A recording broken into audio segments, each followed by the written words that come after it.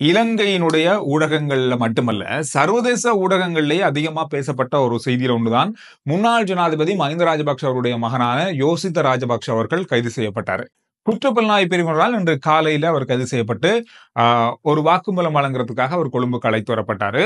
இந்த விஷயம் தான் இன்று பரவலா எல்லாரும் பார்க்கிற அல்லது என்ன நடந்திருக்கு அடுத்ததான்ற கேள்வியோட பார்க்கிற செய்தி. எதற்காக அவர் கைது செய்யப்பட்டார், எதற்காக அவர் கூட வாக்குமூலம் பெறப்பட்டது, எதற்காக அவருக்கு 2 நாள் விளக்கமறியல் வைக்கப்பட்டிருக்கிறது, நீதிமன்றத்தால் உத்தரவிடப்பட்டிருக்கிறது. இந்த விஷயங்கள் எல்லாமே இந்த வீடியோல பார்க்க போறோம். அதோட இன்றைய நாள்ல என்னென்ன விஷயங்கள் நடந்ததோ அந்த விஷயத்தையும் சுருக்கமா பார்க்கலாம். அதாவது உங்களுக்கு தெரியும், ஒரு 3 கிழமைக்கு முதல்ல முன்னாள் ஜனாதிபதியுடைய மகனான யோசித்த ராஜபக்ஷ அவர்கள் ஒரு விளக்கம், அதாவது ஒரு வாக்குமூலம் வழங்குறதுக்காக அழைக்கப்பட்டிருந்தாரு சிஐடியினருக்கு. அதாவது கதிர்காமத்துல ஒரு காணி தொடர்பான ஒரு விஷயம் தொடர்பாகத்தான் அவரிடம் வாக்குமூலம் பெறப்பட்டது. ஆனா அவர் இன்று கைது செய்யப்பட்டது அதற்காக இல்ல. ரத்மலானை பிரதேசத்துல 34 மில்லியன் ரூபாய் பெறுமதியான காணிய வாங்கின தொடர்பாக யோசித்த ராஜபக்ஷ அவர்கள் ஒரு சந்தேக நபராக பெயரிடப்பட்டிருக்காரு. அதற்கு போதுமான ஆதாரங்கள் இருக்கு. அந்த ஆதாரங்கள் சட்டமா அதிபரால கடந்த 23ஆம் தேதி குற்றப்புலனாய்வு பிரிவு திணைக்களத்துக்கு அறிவித்தாருங்க. இவரை இந்த ஆதாரத்தோட கைது செய்யலாம் அப்படின்னு சொல்லி கடந்த 23ஆம் தேதி, இன்னைக்கு 25ஆம் தேதி 2 நாளைக்குள்ள இந்த கைது நடந்திருக்கு. சட்டமா அதிபரால் தான் போதிய ஆதாரங்கள் இருக்கு. இந்த விஷயம் தொடர்பாக இவரை நீங்க கைது செய்து அவரிடமிருந்து தகவல்களை பெற்றுக்கொள்ளலாம் அல்லது வாக்குமூலத்தை பெற்றுக்கொள்ளலாம் அப்படின்ற ஒரு அறிவித்தலுக்கு இணங்க தான் இந்த கைது நடந்திருக்கிறது. 2006ஆம் ஆண்டு 5ஆம் இலக்க பண மோசடி தடுப்பு சட்டத்தின் கீழ தான் அவர் கைது செய்யப்பட்டார். இந்த சட்டத்தின் கீழ தான் அவர் கைது செய்யப்பட்டிருக்காரு. இந்த காணி வாங்கப்பட்ட தொடர்பாக ஏற்பட்டிருக்கிற பண மோசடி, அதாவது பணம் இதுல மோசடி செய்யப்பட்டிருக்கிற குற்றச்சாட்டு தான் இதுல முன்வைக்கப்பட்டிருக்கிறது. இந்த காணி அல்லது இந்த வீடு யோசித்த ராஜபக்ஷ அவங்களுடைய பாட்டியிட பேர் தான் இருக்கு, பாட்டியில பேர் தான் வாங்கப்பட்டிருக்கு அப்படின்ற மாதிரியும் இதுல சொல்லப்பட்டிருக்கு. எனவே இந்த தகவல்களின் அடிப்படையில் தான் இந்த விசாரணைகள் நடத்தப்பட்டிருக்கிறது. இந்த வழக்கு இப்ப இருக்கிற அரசாங்கம், அதாவது இந்த அரசாங்கம் கடந்த காலங்கள், அதாவது இப்போது ஜனாதிபதி அனுரகுமார திசாநாயக்க அவர்கள் எதிர்கட்சியில இருக்கும் பொழுது இது தொடர்பான பல விஷயங்கள் பேசப்பட்டது. இதற்கு எதிரான ஒரு வழக்கு தொடரப்பட்டிருந்தது. அந்த வழக்கின் ஒரு அங்கமாகத்தான் இந்த கைது இடம்பெற்றிருக்கிறதாக சொல்லப்பட்டிருக்கிறது. எனவே இந்த ஒரு விஷயம் இன்றைய நாள்ல பரவலா பெரிய அளவா பேசப்படுகின்ற ஒரு விஷயமாக மாறி இருக்கிறது.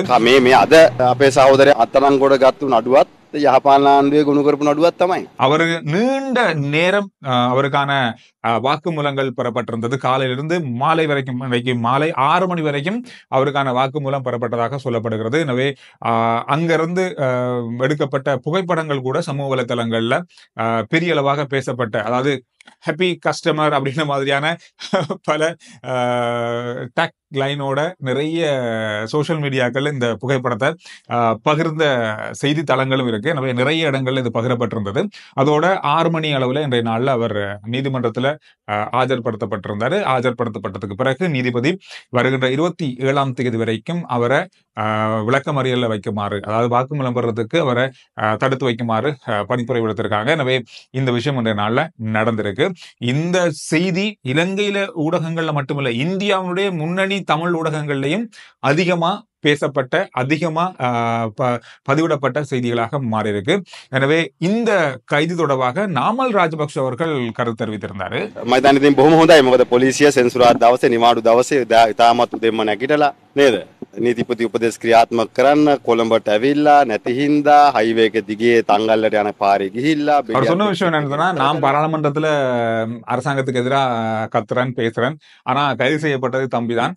அது மட்டும் இல்லாம இவ்வளவோ விஷயங்கள் இருக்கு, எத்தனையோ விஷயங்கள் நாட்டுல இருக்கு. இதெல்லாத்தையும் தாண்டி காலையிலேயே சிஐடியினரும் போலீசாரும் அவ்வளவு வேகமா இந்த நாங்க இருக்கிற இடத்துக்கே இந்த கைதை செய்திருக்காங்க. வர சொல்லியிருந்தா, அதாவது ஒரு வாக்குமூலம் போடுறதுக்கோ அல்லது விசாரணை இருக்கு வர சொல்லியிருந்தா நாங்க வந்திருப்போம். கடந்த காலங்கள்ல நாங்க சொன்ன இடத்துக்கு வந்திருக்கோம். நேரா இதை கைது செய்திருக்காங்க. அதோடு மட்டும் இல்லாம உகண்டாவில் இருக்கிற பணத்தை இங்க கொண்டு வருவோம்னு சொன்னாங்க. ஆனா இப்ப அந்த காணி தொடர்பான பிரச்சனைகளை தான் இப்ப தேடி கைதுகளை செய்திருக்காங்க. இந்த மாதிரியான ஒரு விஷயத்த அவர் தன்னுடைய தம்பியை பார்க்க வரும்போது ஊடகங்களுக்கு கருத்து தெரிவித்த போது இந்த விஷயத்தை சொல்லியிருந்தாரு. පටන් ගත්තේ උගන්ඩාවෙන් බිලියන 18ක් ගේනවා කියලානේ. හැබැයි නතර වෙන්නේ අන්තිමට ඉඩමකයි. ඒ හින්දා හොරකම් කිරීම නැත්ත කියන කාරණේ දේශපාලන වේදිකාවේ ප්‍රසිද්ධ මාතෘකාවක් වුණත් එය අධිකරණය තුළ සනාථ වෙන්න ඕනේ. இலங்கையில கடந்த ஒரு 2 மாசத்துக்குள்ள நிறைய முக்கியமான நாங்க இதுவரையில இறக்குமதி செய்யாத பல பொருட்கள் இறக்குமதி ஆகி கொண்டிருக்கு. இறக்குமதி ஆகிறது மட்டுமில்ல, மிகப்பெரிய அளவிலான இறக்குமதியா இருக்கு. இப்ப தேங்காய் இறக்குமதி கூட நடக்க போகுது இலங்கையில. இலங்கையில எல்லாம் தேங்காய் இறக்குமதி நடக்கிறது அப்படின்றதெல்லாம் அரிது, மிக மிக குறைவுன்னு தான் சொல்லலாம். அது மட்டும் இல்லாம உப்பு இறக்குமதி, கடந்த நாட்கள்ல நாங்க பேசியிருந்தோம், இந்த உப்பு இறக்குமதி நடக்கும் நடக்கும் நடக்கும் அப்படின்னு சொல்லியிருந்தோம். ஆனா நடந்துருச்சு. இன்றைய நாள்ல இந்த உப்பு இறக்குமதி தொடர்பான ஒரு செய்தியை நான் பார்த்தேன். வருகின்ற 27ஆம் தேதி, அதாவது 2 நாள்ல இந்தியாவிலிருந்து 4500 மெட்ரிக் டன் உப்பு இறக்குமதி ஆகிறது. 4500 மெட்ரிக் டன் உப்பு இறக்குமதி ஆகுது.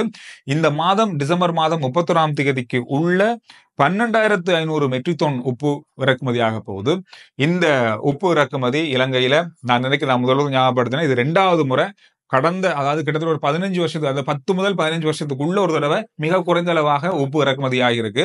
அதுக்கு பிறகு இறக்குமதியாகிற உப்பு இறக்குமதி ஆகியிருக்கு. அதுவும் மிகப்பெரிய தொகையாக உப்பு இறக்குமதி இலங்கையினுடைய வரலாற்றுல இறக்குமதி ஆகுது. அது மட்டும் இல்லாம தேங்காயும் மிகப்பெரிய அளவுல, பாரிய அளவிலான இறக்குமதிக்கான அனுமதியும் வழங்கப்பட்டிருக்கு.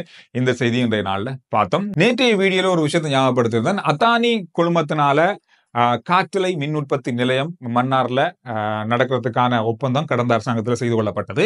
அது இப்ப நிறுத்தப்பட்டிருக்கு அப்படி என்ற ஒரு செய்தி, அப்படி அந்த செய்தி வந்து நேற்றைய நாள்ல பரவலா பேசப்பட்டது. அதற்கு மறுப்பு தெரிவித்திருந்தாங்க அதானி நிறுவனத்திடமிருந்து. அப்படி எதுவும் நடக்கல. இப்ப இருக்கிற புதிய அரசாங்கத்தோடு பேச்சுவார்த்தை நடந்து கொண்டிருக்கு. அது முடிஞ்சதுக்கு பிறகு இந்த ப்ரொஜெக்ட் வந்து தொடர்ந்து நடக்கும் அப்படின்ற மாதிரி சொல்லியிருந்தாங்க. அந்த விஷயம் தொடர்பாக அரசாங்கத்து பக்கமா என்ன சொல்லப்பட்டிருக்கு அப்படின்னு பார்க்கும்போது, இன்றைய நாள்ல அமைச்சரவை பேச்சாளர் நலிந்த ஜெயதீச இன்றைய நாள் சொல்லியிருக்காரு, இந்த அதானி நிறுவனத்துக்கு கொடுக்கப்பட்ட காற்றலை மின் உற்பத்தி நிலையம் நிறுவுவது தொடர்பான இந்த நடைமுறை ரத்து செய்யப்படல. அமைச்சரவையில எடுக்கப்பட போகின்ற முக்கியமான தீர்மானங்கள், முன்பு வழங்கப்பட்ட சில முறைகேடுகள், இதெல்லாத்தையும் நிவர்த்தி செய்துட்டு இந்த திட்டத்தை வந்து அவங்களுக்கு நாங்க கொடுக்க போறோம் அப்படின்ற மாதிரி தான் சொல்லியிருக்காங்க. எனவே இது நிறுத்தப்படாது அப்படின்றது மட்டும் உண்மை. அங்கிருந்து வந்து தகவல், இங்கிருந்து வந்து தகவல். இந்த விஷயம் ஒரு நாள்ல பெரிய அளவா பேசப்பட்ட இன்னொரு முக்கியமான விஷயமாக மாறி இருக்கிறது. வீடியோ முடிக்கிற இடத்துல நான் உங்கள்ட்ட ஒரு கேள்வி, இன்றைக்கு நடந்த இந்த கைது தொடர்பாக நீங்க என்ன நினைக்கிறீங்க? என்னென்ன விஷயங்கள் அடுத்தடுத்து நடந்தா நல்லா இருக்கும், என்னென்ன விஷயங்கள் இந்த அரசாங்கம் செய்ய வேண்டி இன்னும் இருக்கு அப்படின்றது நீங்க ஏதாவது நினைப்பீங்க, அந்த விஷயத்த கருத்துக்களை பதிவிடுங்க. அடுத்த வீடியோல நான் உங்களை சந்திக்கிறேன்.